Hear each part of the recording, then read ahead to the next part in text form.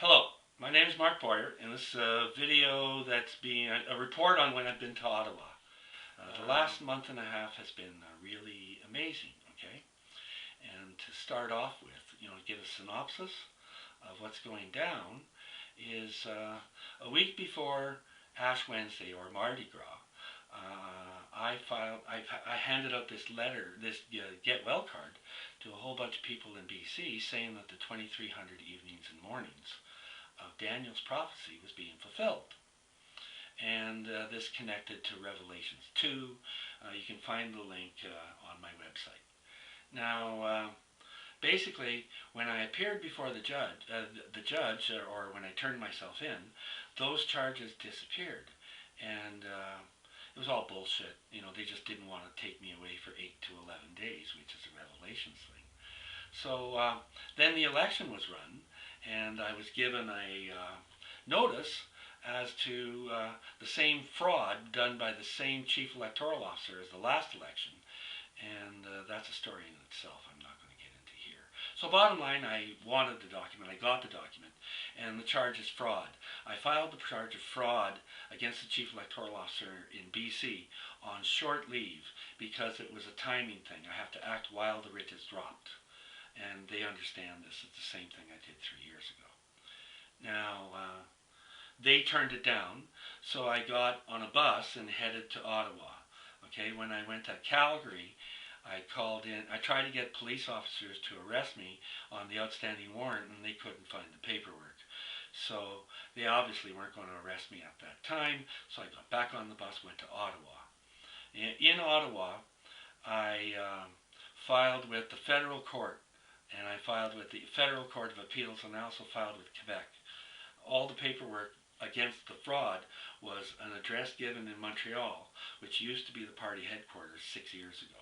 So even the address of filing was fraud.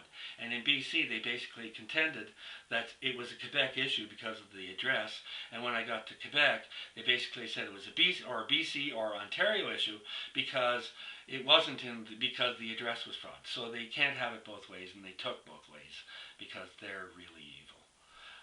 So basically, I filed on short leave with the FCC, and the FCC's new coat of arms at the FCC is the NATO coat of arms, okay? And the coat of arms in the Ontario courtrooms is the coat of arms of the Order of Canada. The coat of arms at the FCA, which is the Federal Court of Appeals, is the coat of arms of Canada. And the coat of arms at the FCC, which is the Supreme Court of Canada, is the coat of arms of Canada. Now, that's a total violation of the Constitution, and you just can't do that, okay? Harper did that through a decree, through following, guidelines given to them through foreign obligations, okay?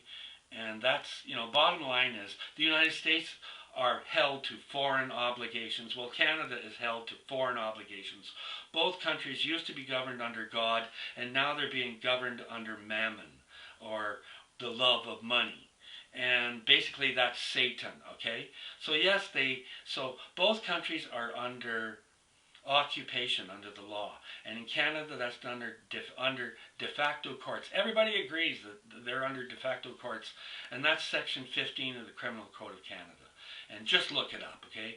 It's self-explanatory. Now, bottom line is Harper is now putting in this omnibus bill, which is at least 10 bills that he tried to pass with a minority government. Everyone was shot down either by the House of Commons or by the Senate as too harsh. Okay, so they didn't happen. Now he's taken all of those 10 bills and adding in all this fluff that you don't know about yet. Okay, it's buried in there, okay, through orders in council, but it's too sensitive to show to the people after all. Who needs people informed on when you're turning your own society into a slave society? This was followed by the Queen a couple of days later, saying that for all effect she was divorcing the colonies, the Commonwealth. Okay, she was abandoning the Commonwealth, trying to give distance to what the banksters are doing. Okay, check out my letters, and basically I have to do something, and I strongly feel that I can do something about it, and that's exactly what I'm doing. When I went to the British, and I'm doing it through my birth registry, okay?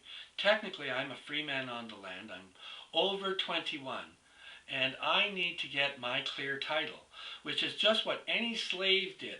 When they bought themselves their clear title to being a free man on the land, the state had a form, and they would fill that out and hand that man, that free man, that form. And that's all I'm asking for, is that form that any slave would get when he was free. And they can't say that that form doesn't exist. There are thousands and thousands and thousands of slaves. In fact, all the outlaws were people who held those forms back in the Wild West days. Outlaw did not necessarily mean criminal. It meant you were a free man on the land. Now, what can I say? I'm asking for a form because I'm the last free man on the land in the Commonwealth. My birth number is 665, and my damage award pays all debt in the world. But this has nothing to do with my damage award. I'm crossing across the United States because I want what it's called an entitlement. You know, at 18 they blocked me. Right now they're saying I'm not welcome to go back in the States, and they won't put it in writing. And the reality is it's irrelevant whether I'm welcome back in the States. Can they deny me the right to cross over and act like a free man on the land? Because technically I have the status of having landed in Los Angeles on water. Okay? I have clear title to property while on water. And at the age of 21, which is when I landed in 1989, I'm technically, legally 21 years old, albeit I'm 58. Okay, my birth landed 38 years after I was actually born, and I wasn't born in the States, so they landed me on water in California. Now the prophecy there says, I will call them my people who are not my people, California. I will call them my loved ones who are not my loved ones, California again, on my birth statement. And the prophecy in Romans 9 says, and in the very place where this is said, that you are not my people, they will be called the sons of the living God. And that's one of the big prophecies that I'm about to fulfill. And I've got the churches running. I've got the states running. I was doing everything possible to get arrested because, and warning them that if you arrest me, there's this Romans, and I was prodding police to arrest me at least 6 to 8 times while I was in Ottawa. I managed to attract, 6 to 10 to 12 cops around me, and being videoed and being undertaken and going through the system and works, and absolutely none of them would arrest me, even down to the point of doing like nudging an officer on the shoulder and going, I assaulted you, won't you arrest me for that? Oh, that's not really assault. Like through my bulletproof vest, I couldn't even feel that. You're just agitated. We're being nice to you. They wouldn't arrest me. Okay.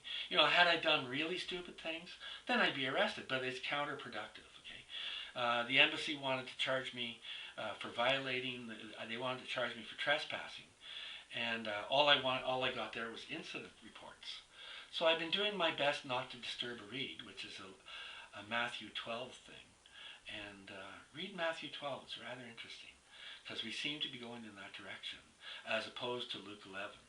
But Luke 11 is definitely where paradise on earth and goodwill to all mankind happens. But regardless, I am pushing the buttons of the last days in the next week. And that's good news for 90, up to 99% of the population. That's real good news. And that's a math I do under 1 Corinthians 10, where 1% of the population is actually destroyed. And that is, in this real world, 6 million people, or 60 million people. And that's still only 1% of the population. And it would be a wake-up call to everyone else, and it would fulfill Isaiah 59. And it would also fulfill, and it worse, it could fulfill 2 Thessalonians 2. And we'll find out in the next week. But bottom line is I haven't done a video since I left Vancouver. And this update is more than, it's due. And on that, may you live in interesting times. But what I'm doing here is doing the greatest show. I'm trying to trigger the greatest show the world has ever seen and will ever see again. And it's through a flash, is what Isaiah calls it. Or 2 Thessalonians 2, which it says, the breath of my Lord. And that's through the solar flares that are, check my link on solar flares on the website. It's truly insightful and anyone should read it. It should give you what's faith. Faith is hope in what, certain of what you hope for, and hope in what you do not see. That's our Hebrews 11 thing. Read it. It's quite impressive.